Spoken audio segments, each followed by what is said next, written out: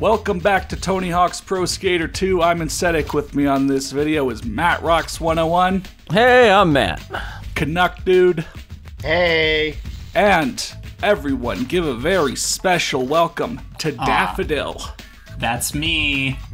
Right. Daffodil, if you do not know, is the creator of an indie game called Street Uni X, which is an extreme sports game for unicycles, based off of these old arcadey Tony Hawks.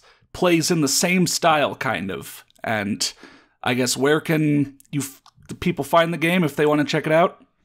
daff.space/street-uni-x. I'll have a link in the description. Yeah, cool. So we're heading to Marseille, which is the first competition level. Once again, in the competition level, you have 3 runs of 1 minute. You are judged off your best 2 of 3 runs of a score out of 100. And so you want to get, over those 2 runs, the best combined average score. And then you also want to pick up the cash along the way, because then you will 100% the level that way. You'll win. Is that the only reason to pick it up? Yeah, pretty much. I guess you could just leave it there, but... What is that $100 really going to do for you? Yeah. You can buy like half a deck. Yeah. Right. Yeah. You know, I forgot how short these things were, but unrelated, I always thought the song was in Tony Hawk's Pro Skater 4 for some reason. I don't know why I didn't realize it was in number 2. This is actually my second favorite song in this game, behind the Bad Religion song. Ooh, nice on the crossbar. Yeah. Whenever you play enough of these games, all the music blends together. Yeah. Fuck that crossbar song, though. I always hated that. Because I 100% in this game like 5 times on the mobile phone port. Damn. That was like the second like worst money in the game, behind like the one in the bull ring that you have to go all the way up for. It's funny you say that, because Rad Rat was talking about how on Tony Hawk's Pro Skater X2 on the Xbox that the physics or something must have changed, because it was almost impossible to get that as well. Because on the PS1 you can just like boneless up there to get it, but like for some reason on every other port of this game, like it just doesn't work the same way. Yeah.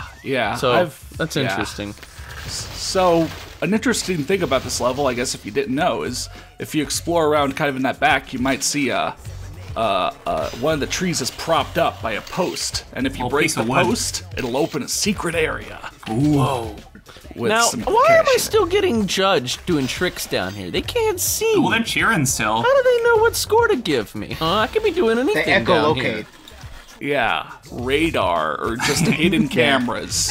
Why do they have hidden cameras in an abandoned area? I mean, come on, it's I guess it's not that abandoned. Like they have cash there, so somebody just left random like money lying around. Street posts, like keeping the tree up. Like, you don't think this was planned? Yeah. I've got fond memories of this level because it was in the demo that came on the like PlayStation Jam Pack or whatever.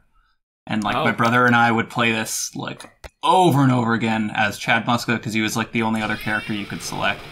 Yeah. I have very unfond memories of this level, because this is Muska forever to beat it as well. Yeah, Muska 20.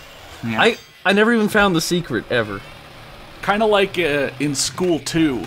Like I mentioned in that video, by this point, the devs definitely knew the power of wall riding and then jumping out of a wall ride. As you saw, there was a cache icon located up on top of that structure where you need to wall ride and jump up there. So they definitely know that you're able to do so and integrate it as part of the game, which again is awesome. Totally. And some really good lines around the outside of the level. Like, it all kind of flows in one big rail. Yeah. Right.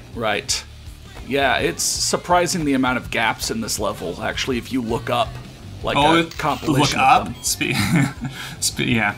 Right. Now, I got a question for you, Insetic. I don't know if you talked about this on the other videos yet, but this was the first game that manualing was introduced. Do you think that they put manualing to good use in this game, or do you think it's not utilized that well? Oh, it's definitely used well. I mean, it's such an integral part of the game and becomes such an integral part of the whole experience, to where, like, you know, what previously was just pipe dreams was now just something you could go and do. You could chain lines together. As I mentioned, the 6 score in the first level is higher than the highest high score you had to get in Tony Hawk 1. Interesting. That's the power of manualing. Now, really. that might explain why I had such a hard time with this game as a kid, because I could not figure out how to manual. I could not figure out how to manual in this game at all.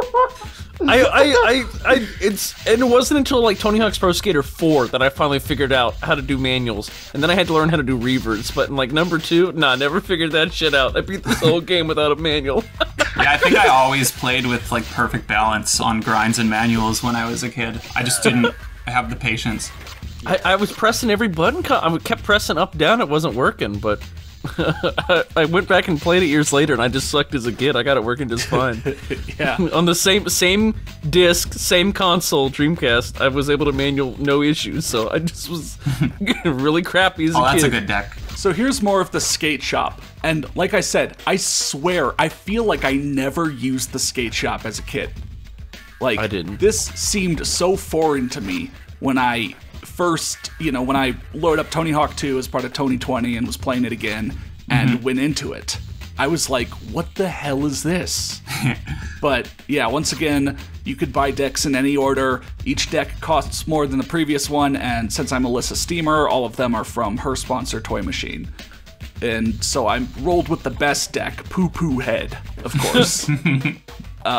So yeah, that was competition level. Real quick, 3 heats of 1 minute. Bust sick tricks, and you'll make your way through. And next time, we'll go back to the main levels, and we'll go to New York City. Oh, heck yeah. See you then. Beautiful.